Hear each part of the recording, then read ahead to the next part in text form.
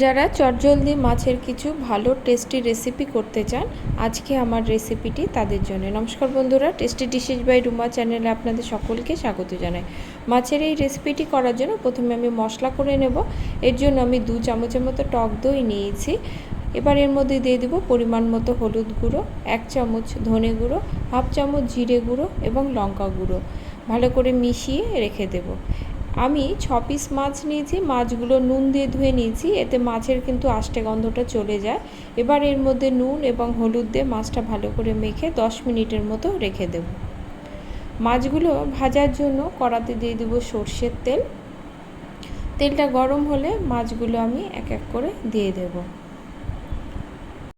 মাছগুলো একটু লাল লাল করে ভেজে নেব, এতে ঝোলে কিন্তু মাছটা খেতে বেশ ভালো লাগে। মাছগুলো আমার ভাজা হয়ে গেছে, এবার তুলে নেব। ওই তেলেই ফোড়নে দেব গোটা জিরে এবং তেজপাতা। ফোড়ন থেকে সুন্দর গন্ধ বেরোলে ঝুরি করে কেটে রাখা পেঁয়াজ দিয়ে দেবো। আমি এখানে মাঝারি মাপের পেঁয়াজ 2টো নিয়েছি। পেঁয়াজটা দিয়ে কিন্তু খুব একটা কড়া করে ভাজবো না, মজে আসা পর্যন্ত ভেজে নেব। পেঁয়াজটা দেখুন আমার মজে এসেছে। এবার আমি এর মধ্যে দিয়ে দেবো হাফ চামচের মতো জিরে এবং রসুন বাটা। একটা মাঝারি মাপের টমেটো গ্রেট করে নিয়েছি, এখানে আপনারা চাইলে টমেটো কুচিও ব্যবহার করতে পারেন। সব মশলাটা দিয়ে আমি একটু পেঁয়াজটা কষিয়ে নিয়ে এর মধ্যে দইয়ের সঙ্গে মিশিয়ে রাখা মশলাটা আমি দিয়ে দেব।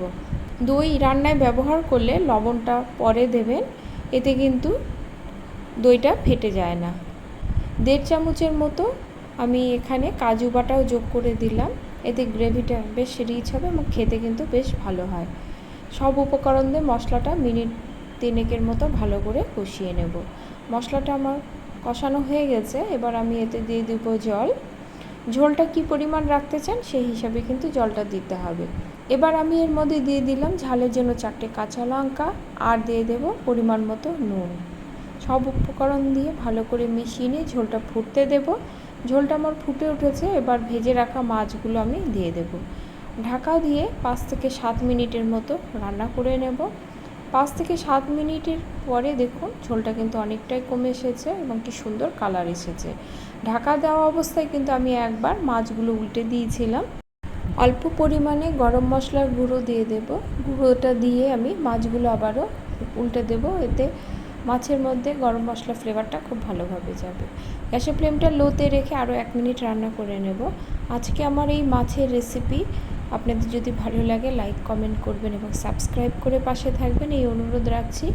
এই রেসিপিটি কিন্তু খুব সহজ, খুব চটজলদিও হয়ে যায়, খেতেও কিন্তু দুর্দান্ত হয়। আমার রান্নাটি হয়ে গেছে। আজ তাহলে এই পর্যন্তই, দেখা হবে পরে কোনো রেসিপি নিয়ে। ভালো থাকবেন।